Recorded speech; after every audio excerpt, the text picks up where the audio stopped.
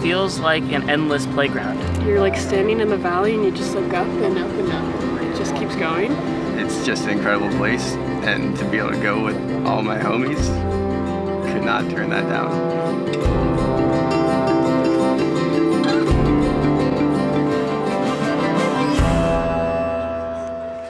So yeah, we came last year, as you remember, and it was a great time. And this year, like December time rolled around, Sam and I were talking, and we kind of wanted to do a trip again. Could have been anywhere, but we kind of felt like we had a little bit of unfinished business here. And by that I mean that there's just so much to do always, that your business is never finished here. Hey Sam, I'm off the ledge.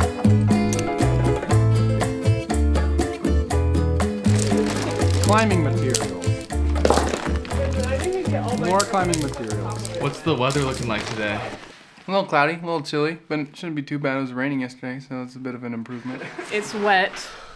It's quite cloudy, but the stoke is high, the vibes are good, and it's gonna be a good day. You're traveling because you're trying to commit to being uncomfortable in a sense. You're trying to explore new things, trying to open your mind, open your perspective.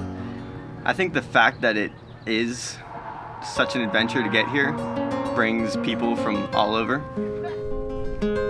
It's not like I can just drive back out here next weekend if I don't do a climb that I wanted to do, so I feel like I'm kind of pushing myself a little bit harder.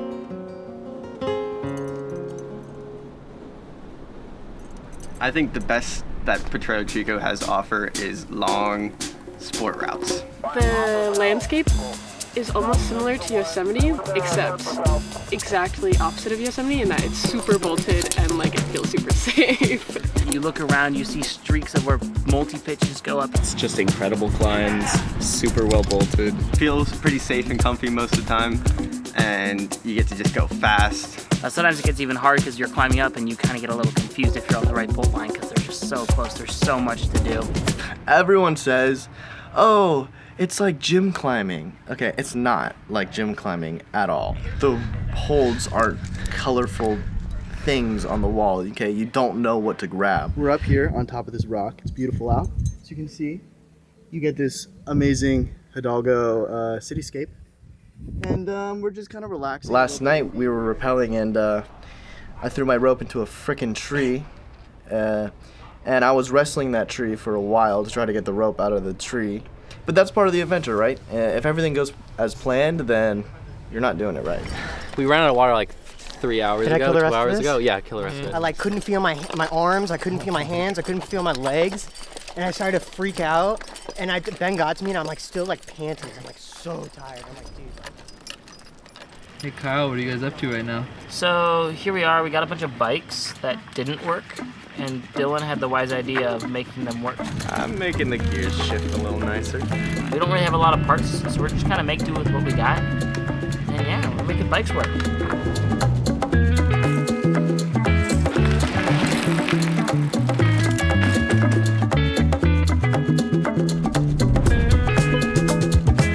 The little town of Hidalgo is just so welcoming, even though I don't speak any Spanish.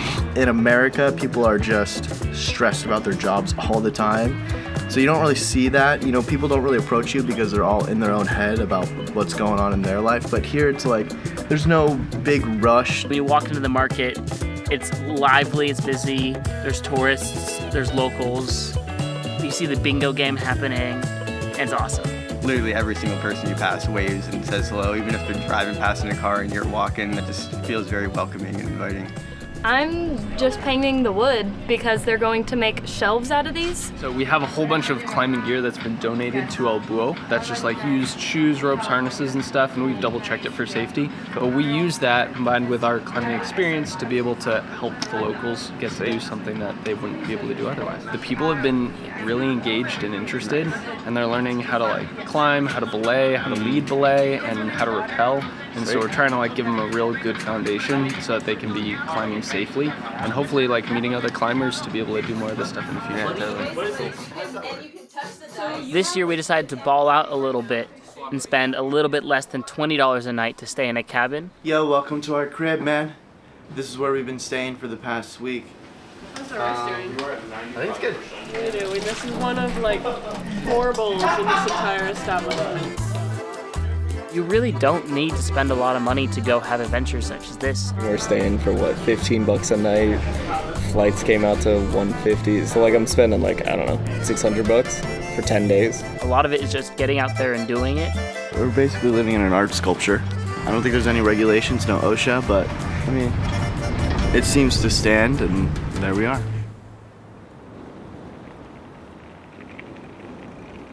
It's literally just been like the blink of an eye. Like when you start working 40-hour work weeks and then you add in all the time for commuting, I stopped thinking in days almost. I started thinking in weeks. For the weekends, you get to hang out and just relax a little bit, but there's something special about really taking a full week off.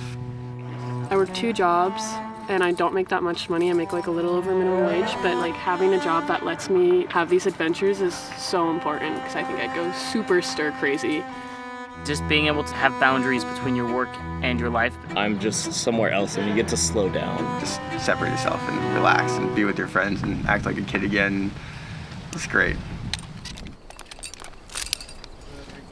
Breaker coming in. We are looking for a little more climbing. I know Sam has tamales on his mind, but I think we're going to find a sunny little crag and do some sport climbing and then call it a day. The Mexico mindset means pushing myself, climbing-wise. I think it is just a release of any expectations and anything you have to do, and just being able to leave yourself open to whatever you want to do. When you come here, it's so different. You wake up every day and you go, what am I gonna do today? And I feel like here, I'm doing so much more, but I'm so much less tired. Be free, get on the walls, spend time with the people you love.